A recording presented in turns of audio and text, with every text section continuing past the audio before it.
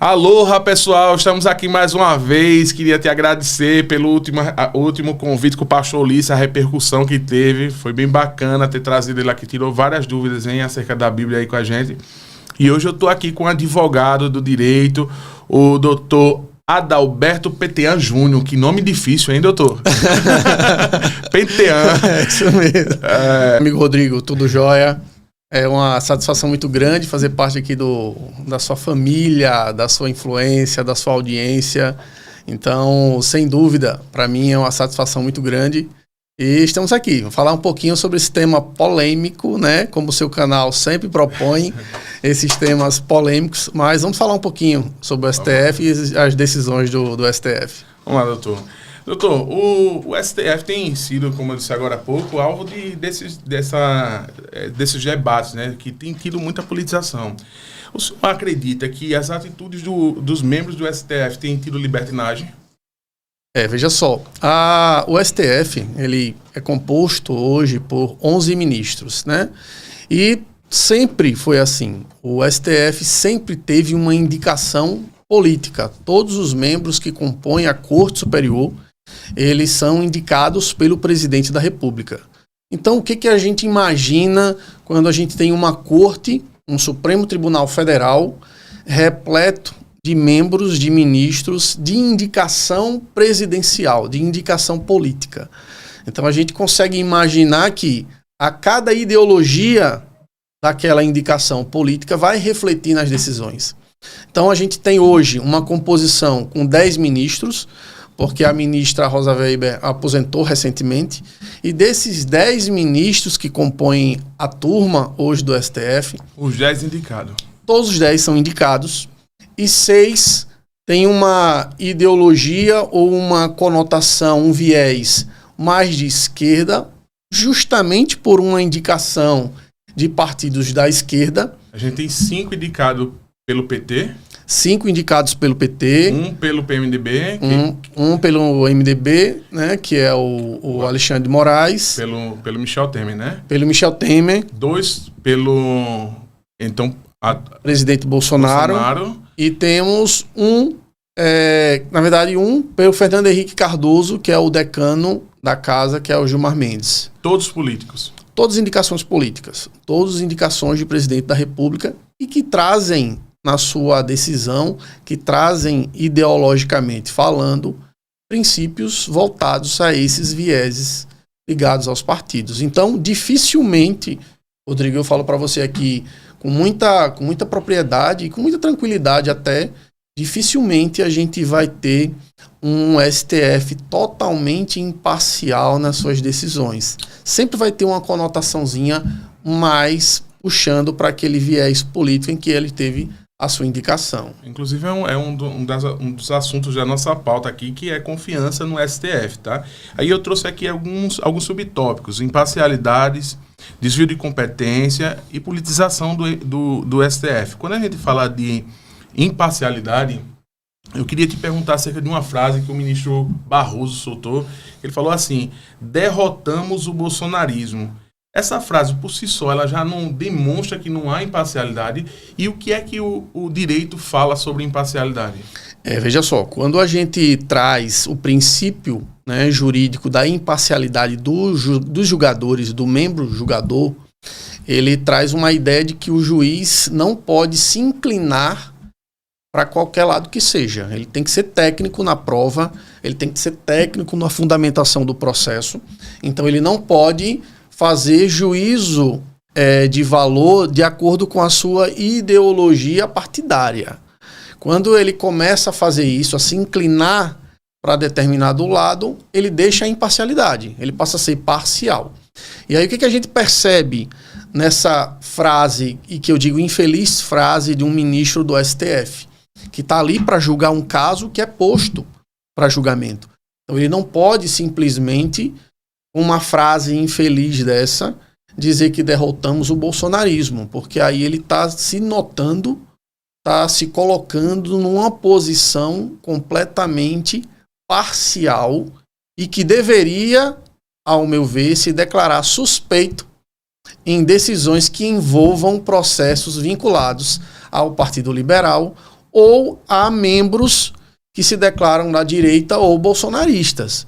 Porque se ele diz derrotamos o bolsonarismo, ele já está se inclinando contra ou apresentando decisão contrária a qualquer pedido que seja feito, seja por direita, PL, ou por membros ligados ao Bolsonaro. Doutor, eu me considero leigo jurídico e a maioria do meu público, ele é leigo jurídico. A gente entende o que a gente vê na mídia. Me explica um pouco o organograma da legislatura. Por exemplo, o STF está sobrepondo todos os outros poderes, né? Apesar das divisões, ele é o que dá a última palavra, não é isso? Exato. E quem julga o STF? Veja só, é um tema bastante polêmico, porque o próprio STF julga o próprio STF. Então, se a gente tiver situações de ministros, o STF julga. A gente tem um caso recente, né, do Alexandre de Moraes processando algumas famílias por conta de uma situação que ocorreu, onde o próprio STF vai julgar a causa. Então é o STF julgando causas do próprio STF. Por quê? Porque ela é uma corte máxima, ela é a corte superior. Então a gente não tem como vincular, trazer decisões do STF para cortes inferiores. Sim. Então o STF realmente ela é a corte máxima. Mas o que a gente percebe, Rodrigo?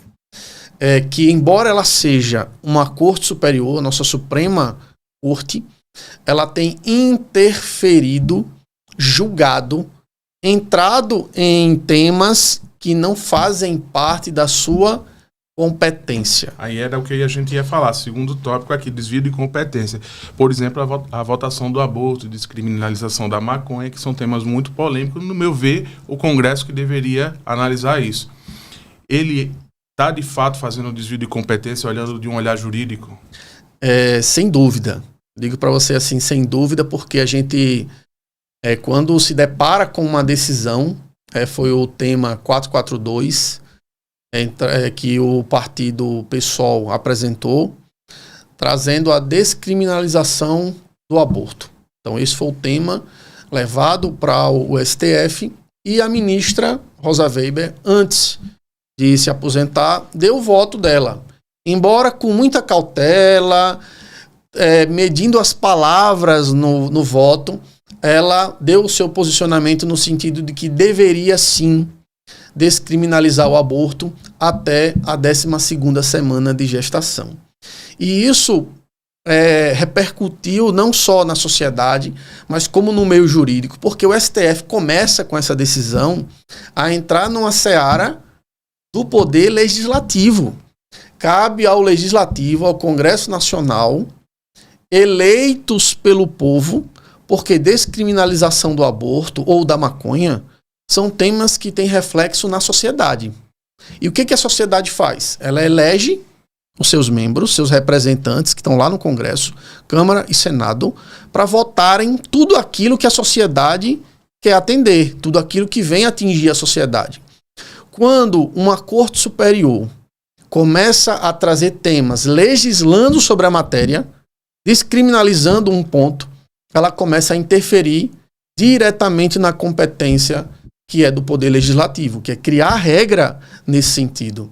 E o que aconteceu nesse caso? A ministra deu o seu voto, o ministro Roberto Barroso pediu a suspensão, levou para o pleno decidir, mas isso tem impacto direto na invasão da competência do Poder Legislativo. Existe uma lei, que eu lembrei agora, mas depois eu te mando o número da lei, que trata sobre a proteção do embrião dos ovos de tartaruga. Incrível que para esse tipo de embrião de ovos de tartaruga existe uma proteção, é crime. Destruir ovos, embriões de tartaruga é crime. Mas destruir, ceifar embrião humano no ventre materno está se julgando por descriminalizar, ou seja, não ser crime. E isso não é o papel da Suprema Corte. A Suprema Corte tem o papel constitucional de proteger a legislação constitucional, de proteger a Constituição Federal, e não entrar em temas que cabe ao Poder Legislativo atender, apreciar. Doutor, e nesse caso não seria uma coisa humana, não existe uma corte internacional que tenha validade sobre a jurisprudência brasileira? Na verdade, existem os tratados internacionais que preservam a vida humana, que trazem à evidência o aspecto da vida humana. Mas o que acontece? A legislação de cada país ela tem a sua previsão. Então, não dá para um tratado, se ele não for validado pela nação, sobrepor as leis daquele país. Então, mas a gente faz parte. A gente faz parte do tratado e para aquele tratado entrar em vigor na sua totalidade, ele precisa ser validado aqui no nosso país. Alguns são, outros não. E esses, inclusive, não podem sobrepor a nossa Constituição Federal. E nesse voto em particular da ministra, o que ela traz? Ela diz que o princípio à vida é um princípio constitucional, mas ela traz aqui em evidência outros princípios constitucionais, como o princípio da mulher, da sexualidade da mulher, da reprodução da mulher, que é muito polêmico, porque a gente está trazendo aqui o princípio da vida e o princípio da sexualidade e o princípio da reprodução feminina. Então, qual vai se sobrepor aqui? O princípio da vida, o princípio da proteção da sexualidade da mulher, o princípio da proteção da reprodução feminina. Então, isso é um tema muito polêmico. Mas, sem fazer juízo de valor se é certo o aborto, se a descriminalização é certa ou errada, não cabe ao STF dizer isso. Cabe ao Poder Legislativo dizer. E esse é o grande problema hoje que a gente está enfrentando no STF. Invasão de competência em outras áreas. Deixa eu te perguntar aqui uma coisa. A gente teve um plebiscito aqui no Brasil acerca do porte de arma, né? E foi aprovado pela população naquela oportunidade o porte da arma. E posteriormente a gente viu uma perseguição muito grande, principalmente dos presidentes que vieram depois e da nossa Corte Máxima, esse tema que já tinha sido falado diretamente com a população ali naquela oportunidade. Quando uma população, na massa, diz a sua opinião, não através de representantes, mas através de um plebiscito, como o que ocorreu, e ele é contrariado por uma corte, uma outra corte não poderia vir dizer, olha, você está querendo ser mais do que o próprio povo, né? Porque a nossa própria Constituição diz o quê? Todo poder emana do povo, não é isso? Exatamente. Então, de que forma que a população hoje vai pedir socorro? Para quem que a população hoje pode pedir socorro? O grande interessante desse argumento, né, que a Constituição fala que todo poder emana do povo, mas ele é colocado em efetividade através dos representantes que a gente escolhe, que vai estar lá na Câmara, no Senado. Então, por mais que o governo, por mais que a nação ela tenha sido submetida a um plebiscito e a nação, o povo, tenha dito, eu prefiro arma, eu não quero campanha de desarmamento, eu quero ter a opção de ter uma arma. Não é que eu vou ter a arma, mas eu quero ter a opção de ter a arma. Por mais que o povo tenha decidido assim, a gente precisa de regras, normas, leis ordinárias que estabeleçam, que regulamente isso. Então, por mais que o povo diga a intenção, se não tiver uma norma que regulamente a decisão do povo, não entra em vigor. Isso não impacta a vida, não acontece no caso, na vida prática da gente. Então, qual é o cuidado que a gente tem que ter? E sempre tem que ter, não só no aspecto de plebiscito, mas em todos os momentos. Todas as decisões que vão impactar a sociedade passam, todas as leis, elas passam pelo Congresso. Então, o muito importante que a gente precisa entender, que a sociedade precisa entender, nossa resposta é na urna. Na urna é onde a gente realmente elege aqueles e é onde a nossa vontade ela deve prevalecer. Ou deveria, né? Ou deveria ser assim. Agora não está sendo mais, mas enfim. Da politização, certo? A gente tem casos claros e a própria imparcialidade ela se torna politizada por conta disso. Mas a gente tem casos claros de politização, como, por exemplo, no caso da votação da prisão em segunda instância, né? Quando é tão claro assim, de haver, por exemplo, uma mudança clara de voto no sentido de beneficiar alguém, no caso, na época, o Lula, né, que o Gilmar Mendes votou votou a favor da prisão na segunda instância e depois mudou o voto lá para poder ser contra. E isso daí impactou milhares de vidas de milhares de pessoas que tinha um pouco de credibilidade, né, de que a justiça é tarda, mas não falha, aquela frasezinha. E agora se tornou tarda, simplesmente, né? Mas quando isso impacta dessa forma, para quem a gente deve recorrer? Eu preciso perguntar novamente isso para você, me perdoe. Não, realmente é preocupante. E a sociedade, ela precisa ter no Poder Judiciário a esperança de que a justiça funciona. Porque nós temos leis, nós nos pegamos a uma proteção legal, né, que tem os membros da polícia, do Poder Executivo, para trazer essa segurança. Mas se o Judiciário não efetivar na prática a punição aos agentes criminosos, a gente vai viver num sistema de caos, de insegurança. E é por isso que a justiça funciona. A justiça foi criada para trazer a pacificação social. E aí, quando a gente se depara, meu amigo Rodrigo, com uma situação em que, em um determinado momento, a corte agia e decidia favorável a uma prisão, né, a punição, porque em primeiro grau já tinha sido condenado, já tinha ficado configurado através das provas que aquele cidadão foi condenado. Em segunda instância, confirmado isso, então se gerava uma presunção que de fato o cara é criminoso. Ele precisa responder criminalmente, ele precisa sofrer uma sanção por isso. E a sociedade tinha uma espécie de esperança de que, de fato, a justiça, ela tarda, como você falou, mas ela não falha, porque as suas decisões elas vão ser efetivadas, elas vão ser cumpridas. Quando a gente percebe uma mudança de entendimento da corte, não que o juiz não possa mudar a sua decisão, ele pode, desde que ele tenha fundamentos plausíveis para isso, né? Que não seja entendimento político partidário. Então não dá para tratar os mesmos casos, mesma situação, mesma prova, mesmo fato, diferente.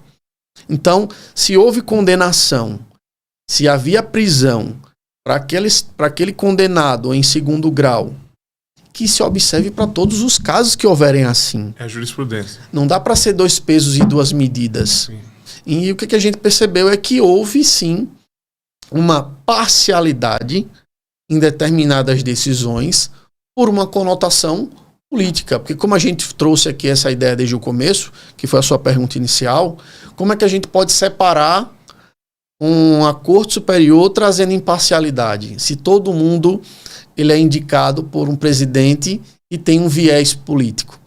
Ele traz essa ideologia política. Então é muito difícil hoje a gente separar essa conotação, essa ideologia política das decisões do STF.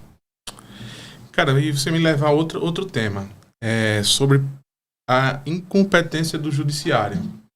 Você acha que o nosso judiciário, ele tem demonstrado incompetência, né, ao julgar suas ações, mudando de paradigmas, de dogmas, de visão a respeito de uma mesma pauta julgada anteriormente, como você disse, com as mesmas provas, em casos diferentes, de uma forma e de outra forma? Isso daí é incompetência ou qual nome a gente poderia dar para isso? Eu não diria incompetência, né? A gente percebe claramente que todos que estão ali compondo, embora sejam indicados politicamente, embora tragam essa ideologia que a gente está falando desde o começo aqui, de uma ideologia própria, mas com viés político, de esquerda ou de direita, é tão tal, se você puder imaginar o que o Bolsonaro fez quando ele indicou o Nunes Marques, quando ele indicou o André Mendonça. Ele disse, eu quero ministros de direita ou radicalmente cristão evangélico. Ele chegou até a dizer algo assim, parafraseando o que ele disse. Porque ele quer alguém que tenha uma ideologia voltada para esse viés. E eu trago aqui para você, embora os presidentes que passaram anteriormente não tivessem dito essa frase, não tiveram a coragem que Bolsonaro teve para dizer essa frase, fizeram do mesmo jeito. Na minha opinião, todos estão errados. Trouxeram viés político para essa situação. Na verdade, tem que ser meritocracia, né? O cara tem que ser juiz de carreira para ir para o Supremo Tribunal Federal, que é aquele cara que realmente tem que demonstrar imparcialidade durante toda a vida, né? Tem que fazer um concurso, alguma coisa, cara, mas não poderia ser desse jeito, né? Doutor, sobre as eleições de 2022, a gente teve casos que é até meio chato de falar isso aqui, mas a gente voltar, parece que a gente está remoendo, mas não estamos remoendo. Eu quero a gente discutir o direito aqui, tá? Mas a gente teve casos de, como o senhor disse aí, de espelhos de demandas para o STF, espelhos, onde uma decisão foi deferida, principalmente a favor do Lula, e quando tinha a favor do Bolsonaro naquela época, ele foi indeferida. Isso é o que, por favor? Eu queria saber o que é isso. Esse momento brasileiro, Rodrigo, pode completar. Não, pode falar. Esse momento que a gente passou das eleições foi um momento atípico, né, do nosso judiciário, porque o que a gente percebeu? Uma movimentação muito intensa. A gente sabe que todo período eleitoral ele é intenso, seja eleições municipais ou eleições nacionais, ou estaduais e nacionais. Mas esse período foi diferente. Por quê? A gente notou, isso eu não quero aqui defender interesses de direita ou de esquerda, isso é fato.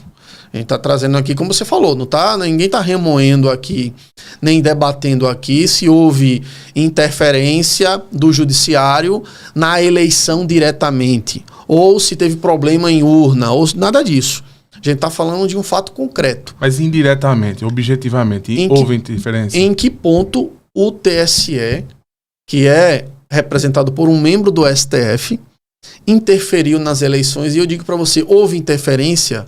Houve interferência. A ponto de implicar em alteração do resultado da urna, mexer no resultado, não. Mas, na medida em que o TSE julga, por exemplo, processos que envolvem campanha política, o processo eleitoral, campanha eleitoral, propaganda eleitoral, e aí tiveram diversos processos no TSE, tanto do Partido Liberal quanto do Partido dos Trabalhadores. E aí o que a gente verificou? 2 pesos e 2 medidas no julgamento. Foi muito mais flexível com relação aos pedidos do Partido do Trabalhador, do Partido dos Trabalhadores, e muito mais implacável com relação aos processos pedidos solicitados pelo Partido Liberal. Então, o que a gente notou naquele momento? Que o ministro que estava à frente, por uma conotação e uma ideologia, que a gente fala desde o início aqui, que tem um viés de inclinação partidária, foi mais implacável num determinado segmento, para determinado candidato, do que para outro. E nesse ponto houve interferência. Porque a partir do momento que você tira propaganda eleitoral, tira o direito de falar, você tira o direito daquele partido de convencer o eleitorado, ou pelo menos aqueles que estão em dúvida, com relação à sua pretensão, com relação a que você é o melhor candidato a se apresentar naquele momento. Então, nesse momento, ao meu ver, na minha opinião, tá? E aqui eu não estou defendendo partido de direita ou esquerda, mas estou analisando um fato, o TSE foi mais implacável com o PL do que com o Partido dos Trabalhadores com relação aos processos que foram ali movidos. Doutor, 2 momentos atípicos na situação jurídica do país que eu lembro perfeitamente foi sobre o impeachment da então presidente Dilma Rousseff, e que eu conversei com diversos juristas e eles foram unânimes em me dizer que, de certa forma, eu não vou lembrar as palavras jurídicas que eles usaram, mas não era para ter culminado no impeachment dela. Quase todos me falavam isso naquela oportunidade. Hoje, da mesma forma, todos juristas que eu converso, seja de qual lado político ou viés político eles tenham, falam sobre a imparcialidade a parcialidade do Supremo Tribunal Federal. Eu queria perguntar para o senhor aonde que a gente vai chegar, porque é o seguinte: hoje a OAB emitiu a nota, e a OAB que outra hora estava alinhada com o governo federal e defendendo esse tipo de movimentação. Ela emitiu uma nota, o senhor viu a nota que ela emitiu? Hoje não. Falando sobre a interferência do Alexandre de Moraes, se eu não me engano, foi de um dos ministros lá. E a gente está se avançando. O Congresso tem um percentual grande do Congresso já que está cada vez mais incomodado com essas movimentações. Onde que a gente vai parar? É o que a gente percebe, né? E isso tá bem notório. Os deputados, os senadores, eles já têm se movimentado nesse sentido. Por quê? Porque não é só algo perceptível para quem está no Poder Judiciário ou para quem atua na Justiça, como advogados, procuradores, enfim. Essa percepção chega também no Poder Legislativo. E quando a gente verifica que o STF ele tem superado ou invadido competências que não são exclusivas ou que não são dedicadas ao STF, isso afeta muita gente. Então tem afetado o Poder Legislativo e por isso que tem surgido propostas de mandato para ministros do STF, tem surgido movimentos da própria Justiça do Trabalho, em represália a algumas decisões do STF, porque o STF tem atingido todas as classes, até do próprio Poder Judiciário. A gente percebe muito hoje na Justiça do Trabalho o TST julgando casos de competência do Tribunal Superior do Trabalho, em que o STF tem simplesmente reformado as decisões por mero entendimento pessoal, invadindo a competência do Tribunal Superior do Trabalho. Então, isso tem sido notório, não para quem é aplicador de direito, mas também no Congresso, mas também na Câmara. Por isso que tem surgido tanto esses debates a respeito da atuação do STF, do ativismo do STF, da invasão do STF nas suas competências. Então, o que a gente pode esperar? Acredito, Rodrigo, e a minha esperança é realmente essa, que o Congresso tome de volta aquilo que de fato é competência exclusiva do STF, que é legislar, e que ele venha realmente do Congresso, melhor dizendo, sim, legislar, e que ele venha de fato estabelecer limites para a atuação do STF, assim como o Executivo tem os limites, assim como o próprio Legislativo tem os seus limites, que o STF observe também os limites que a própria Constituição impõe para eles. E esse, sem dúvida, não é invadindo a competência do Poder Legislativo e trazendo temas tão polêmicos quanto os que você abordou aqui nesse seu podcast. Falar nisso, saindo agora da pauta do STF, os demais poderes, direito à crença e ataques à religiosidade seriam uma pauta nossa, tá? O senhor tem visto algum avanço internamente, né, juridicamente falando, fora do que é a percepção de valor das pessoas, valor percebido, né, das pessoas que têm visto isso? Mas o senhor tem visto no direito o avanço ao ataque à religiosidade das pessoas e às crenças, os valores, os dogmas? Eu vejo, sinceramente, falando com você aqui, a gente sabe, né? Você teve aqui recentemente um pastor Ulisses, falando dessa parte bem religiosa, sem tocar no tema especificamente religioso, eu vejo que o direito precisa avançar muito nesses temas. Por quê? Porque a gente hoje se depara com diversos temas políticos, sociais inclusive, que têm reflexo na sociedade, como, por exemplo, o aborto, descriminalização da maconha, casamentos homoafetivos, diversos temas que envolvem a sociedade, porém, também envolve os aspectos da religiosidade e da crença. O que a gente precisa fazer e o que eu entendo que tem que ser feito? Minha opinião. Isso deve ser tratado, a questão do direito à crença, do direito à religião tem que ser respeitado. Porque também é esculpido na Constituição Federal. O que diz lá na Constituição? E aí, esse direito à crença que diz lá na Constituição, que todo mundo tem o direito à crença e a expor a sua crença, esse direito tem que ser resguardado. Não dá para a gente impor determinadas regras violando outras. Então, quando a gente fala do casamento, da união estável de pessoas do mesmo sexo na esfera civil, tá perfeito. Aqui eu não quero trazer uma conotação religiosa, quero trazer uma conotação jurídica. Não tem problema a proteção. Sim. Agora, obrigar ou fazer com que pastores, padres, eles casem ou se submetam a esse tipo de situação que é totalmente contra a sua crença e a sua religião, aí eu entendo que viola princípios. Então, eu acho que, como a gente fala muito no usual, cada qual no seu cada qual. Cada um na sua especialidade, cada um na sua particularidade. O senhor falou, foi perfeito na sua colocação, que realmente na esfera civil pode ter, né? Cada um que viva a sua vida, particularidade, claro, e faça suas decisões. Perfeito. É importante observar também que realmente existe a questão dos ataques homofóbicos, né? A gente vê o cara passando lá na Avenida Paulista somente pelos seus gestos, o seu jeito de andar, às vezes ele recebe uma paulada na cabeça, o que levou aos legisladores a criar leis que, no meu entendimento, chega a essa pergunta que eu quero fazer para o senhor.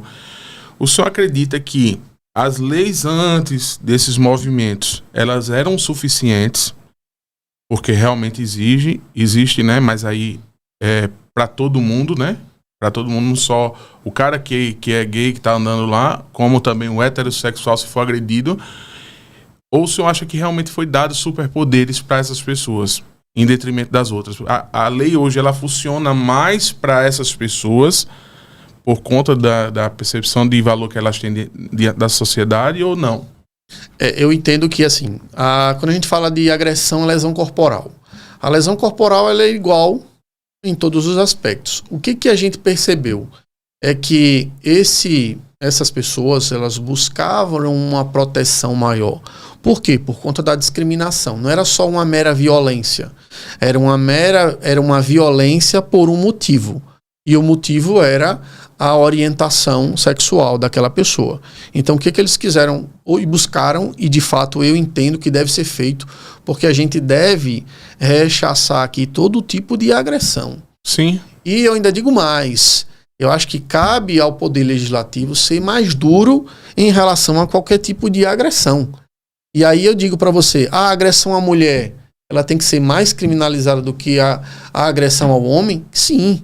Porque a mulher é mais vulnerável, porque a mulher tem uma sensibilidade diferente, por isso que ela tem uma proteção especial. Não é que não são direitos iguais, são direitos iguais. Os indicadores mostram que ela precisa mais. Claro, as pesquisas mostram que mulheres são mais agredidas. Violência doméstica é muito mais em mulher. Então precisa de uma proteção maior, precisa de uma dureza maior na legislação. O senhor falando aí em poucos segundos, o senhor mudou minha concepção, que eu tinha outra concepção. Mas o senhor acredita que isso deveria ter sido conversado com a sociedade? Porque hoje as pessoas entendem dessa forma, que existe uma superproteção para as minorias, que a lei funciona para essas minorias em detrimento delas próprias. Por exemplo, se uma pessoa, como eu disse o senhor no exemplo anterior, for passar na Avenida Paulista e for agredido só por qualquer outro motivo que não seja o de ser homossexual, a lei não vai funcionar, né? Agora, se for, aí vai para o Jornal Nacional, vai para as cadeias nacionais de televisão, o vídeo dali vai ter cortes, vai para o TikTok, YouTube e assim sucessivamente. E a lei vai funcionar. E aí eles pegam um trecho específico da lei. Essa comunicação, quando for falar sobre esses temas importantes, explicar para as pessoas isso que está acontecendo, de que forma pode ser mais eficiente e eficaz? O que eu vejo isso? Quando a gente traz à tona essa questão do direito de minoria, de proteção, eu penso muito aquela questão da empatia, né? Eu me coloco no lugar imaginando passando numa via como heterossexual e sendo agredido por isso. Ou seja, eu não esperava, não tinha uma motivação, eu não sabia se eu tinha uma rivalidade ou uma rixa. Ou seja, eu fui agredido porque eu sou heterossexual. Mas aí o senhor está falando o melhor do mundo, mas a gente se comunica com todo tipo de gente. A que sabe ler e a que não sabe. A que tem uma expertise e a ignorante. Sim. Como que a gente fala para ignorante para que não haja divisões na sociedade?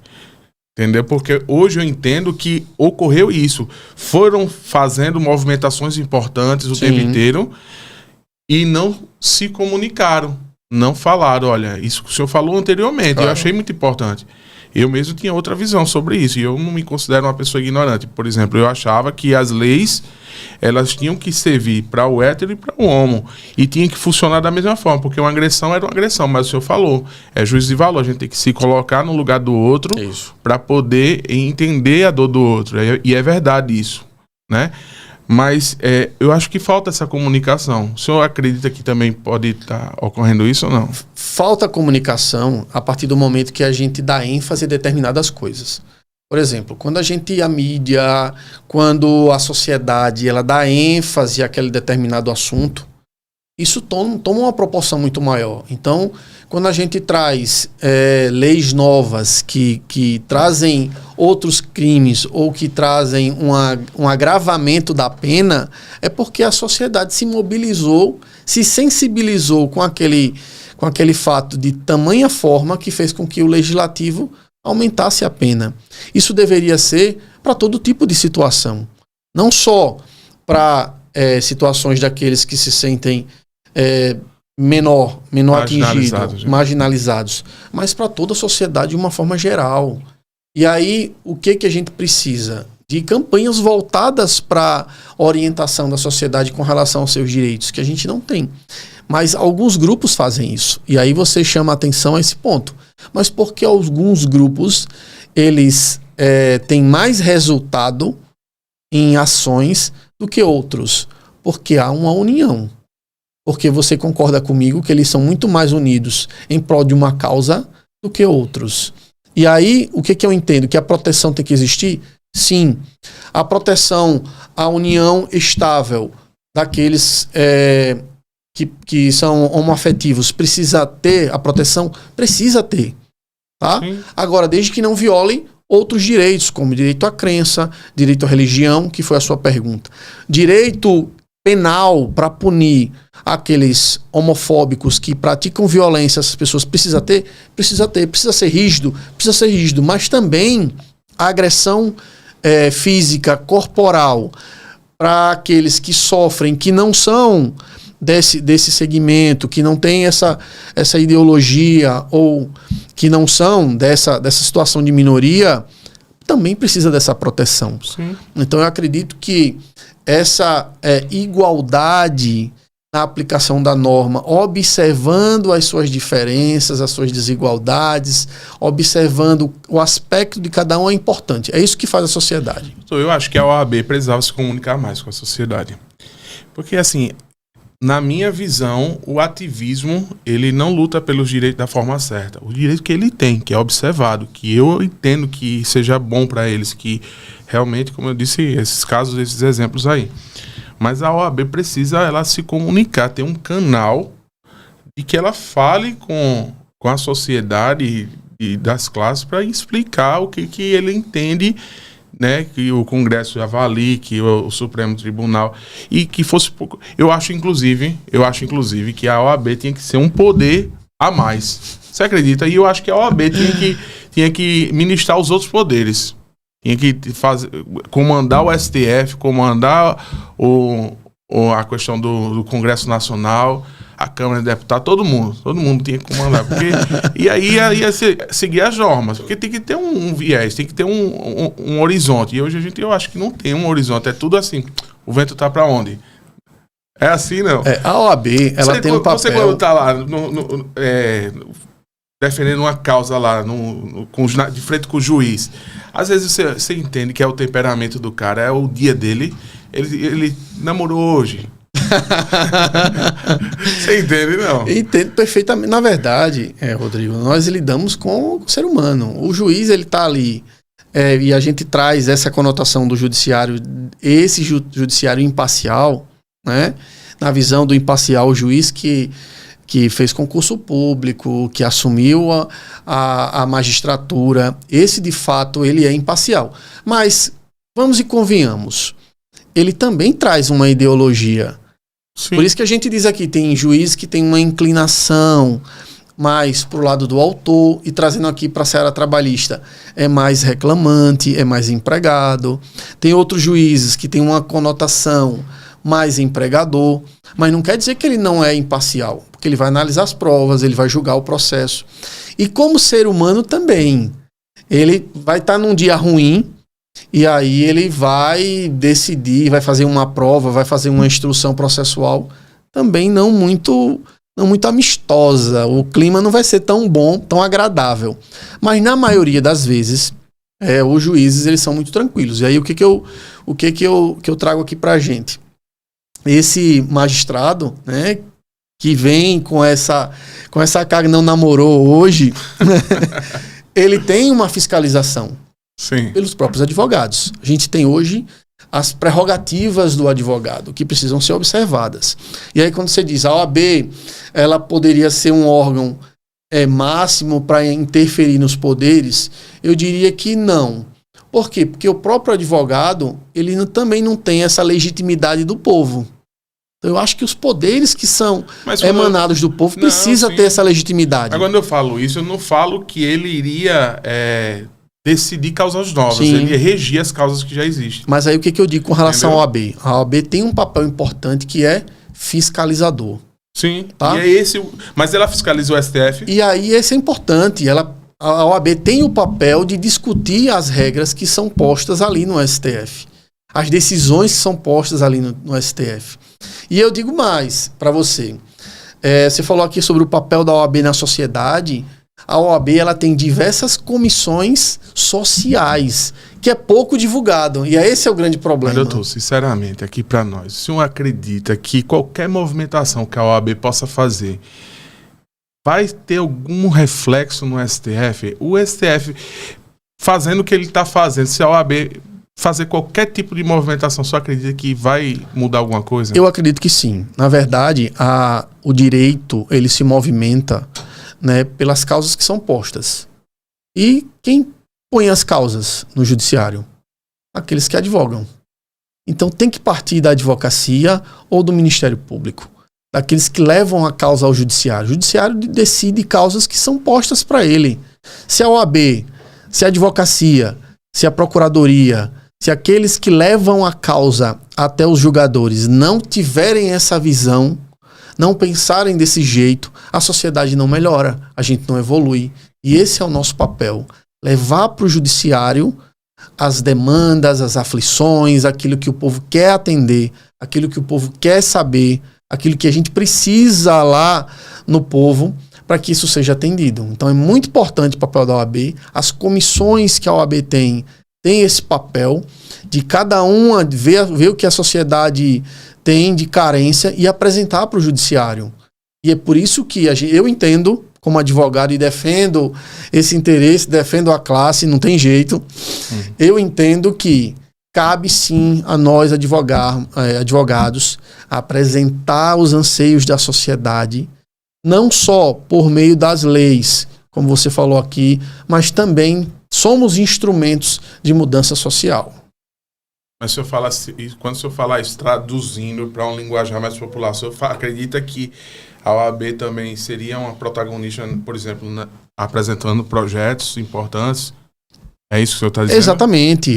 Não só a sociedade ou mudanças em si pode, de lei, essas coisas assim, o senhor acha que a OAB... propondo ações junto ao STF para que o STF mobilize o poder legislativo a criar regras, a regulamentar temas, porque hoje é possível não o STF legislar, que a gente está falando em invasão de competência do STF, é o que a gente está falando desde o começo, mas fazer com que o STF provoque o poder legislativo para dizer: legislativo, crie regras sobre o aborto, legislativo, crie regras sobre o casamento, de uma forma geral, crie regras sobre o uso, provocando. Então esse é o nosso papel.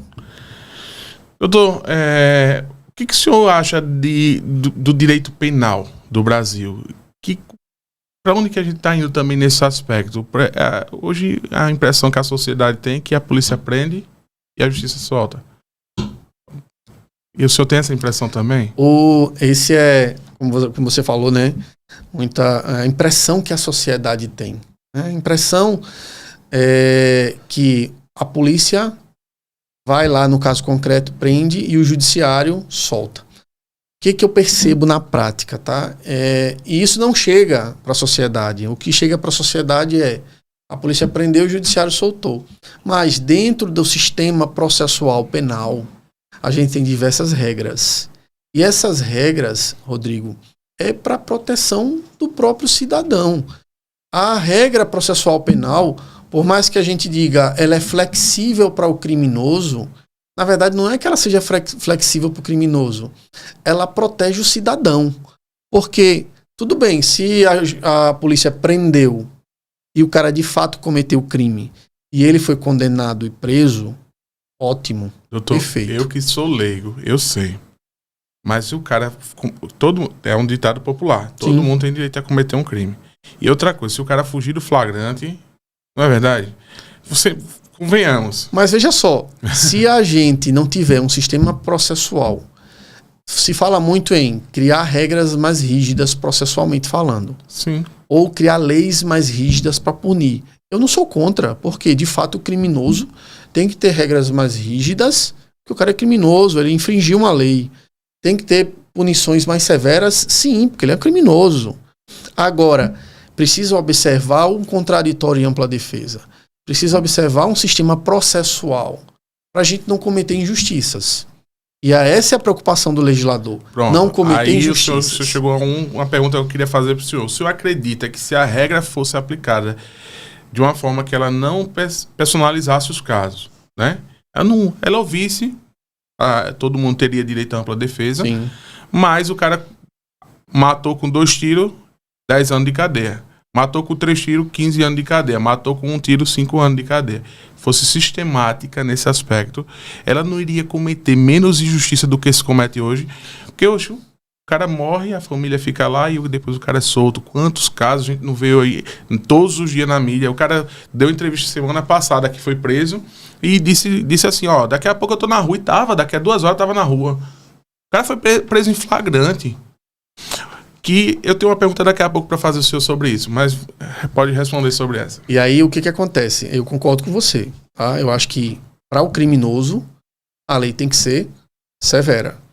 Mas quem é o criminoso? Aquele que passou por um processo penal e teve um resultado desfavorável para ele. Vou trazer um caso para você aqui que aconteceu esses dias. Saiu na mídia, inclusive, de um colega que faz a área criminal e ele defendeu uma mulher que esfaqueou o marido, deu diversas facadas, se eu não salvo engano, 15 facadas. E a mídia saiu assim, acusada de matar o marido com 15 facadas foi solta. Essa foi a notícia. Mas o que ela viveu não contou. Exatamente. Esse é o problema. Não, isso aí... Todo o histórico de agressão, todo o histórico de vida que ela teve e a repercussão é que ela era uma fera, foi uma fera. Mas a sociedade já vê uma matéria dessa, já interpreta, ele pega no ar. E ainda quem sai pro feio é as páginas que noticiam. Mas essa foi a notícia. Mas aí você, culturalmente falando, você tem esse discernimento. Mas muita gente não tem. Aí faz essa mesma pergunta.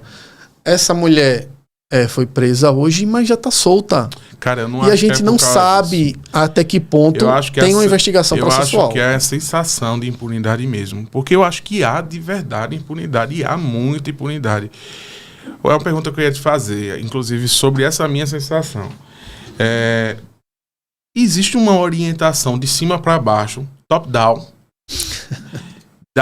do governo do estado, do governo federal, que diz assim, olha, a gente só pode prender, por conta do nosso sistema prisional, a gente só pode prender 100 pessoas esse mês. Existe isso ou não? Não. O que a gente... Não existe meta de prisão, né? Embora algumas pessoas digam, não tem meta de aplicação de multa, né? De órgãos públicos. O órgão tal tem que aplicar não sei quantas multas porque vai entrar na meta dele. No sistema prisional não existe isso, tá? Todo aquele infrator vai ser submetido a um processo criminal, processo de prova, de produção de prova, contraditória e ampla defesa, e no final o júri ou o julgador vai dar uma sentença contrária ou a favor daquele cidadão.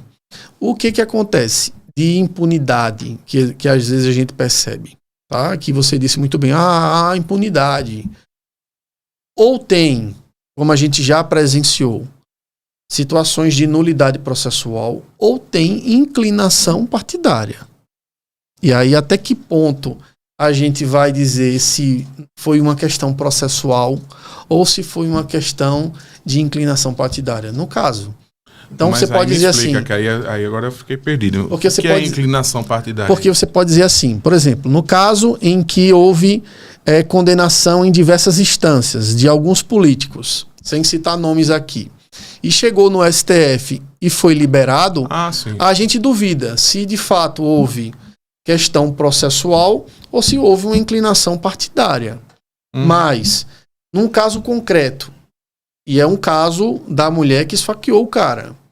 Sim. No caso concreto, a sociedade recriminou a mulher na época, mas ninguém sabia a fundo o que aconteceu.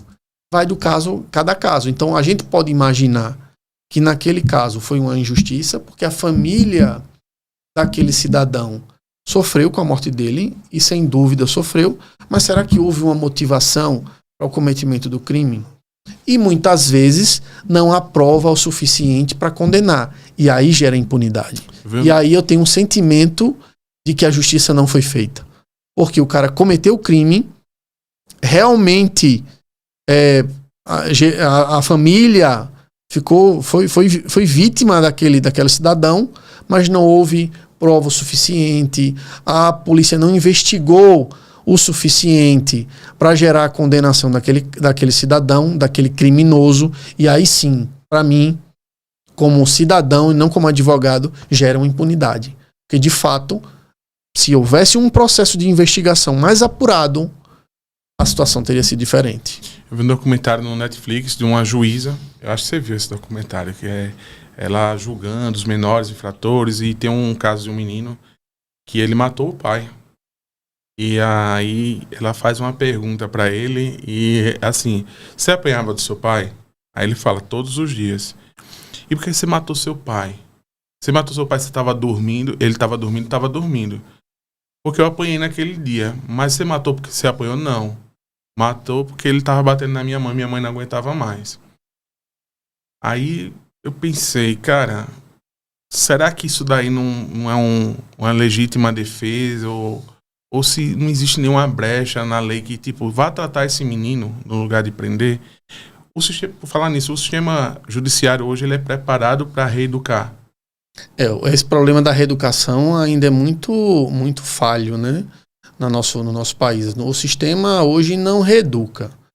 O que a gente tem é aqui em Alagoas, por exemplo, recentemente, o governo lançou uma política de levar livros para os presídios para tentar educá-los na leitura. mas não tem uma formação, uma reinclusão social. Se tenta, mas a gente sabe que hoje, com o sistema carcerário prisional superlotado, não se tem uma política de reeducação e reinserção dessas pessoas na sociedade. Ela sai pior. E aí, muitas vezes, ele sai para cometer novos crimes. Então, a gente tem a impressão, e às vezes acontece de fato, onde o cara sai, onde o criminoso sai, e logo em seguida comete um crime e volta para a prisão. Por quê? Porque não houve um tratamento adequado para reinserir aquele cidadão na sociedade. Não é simplesmente a reclusão dele, a prisão dele, que vai formar o caráter desse cidadão. Precisa submeter a uma reeducação de formação para poder reinserir na sociedade.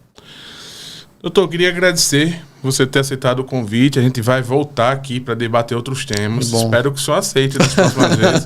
Espero estar mais preparado das próximas vezes. O senhor é o convidado number 5. Bom. Tá começando agora. O senhor é o 5º convidado. Teve aqui Pacholice, teve o David do Emprego AL, Cristiano Marinho, um ator daqui de Maceió. E a gente vai voltar aqui e eu quero debater temas atuais com o senhor. Que bom. Da próxima vez. Agradeço de verdade o senhor ter aceitado, tá? Eu que agradeço, Rodrigo. Estarei aqui à disposição para outros temas e outros dias aí. Seja bem-vindo. E você, querido ouvinte, te agradecer mais uma vez por ter ficado com a gente aí essa hora. Te pedir mais uma vez, se inscreve aí no nosso canal, dá aquele velho like, ativa o sininho para poder a gente ir crescendo essa família e eu trazer cada vez mais informação para você e a gente se interagir, né? A gente interagir. Beleza? Muito obrigado. Valeu, ouvinte.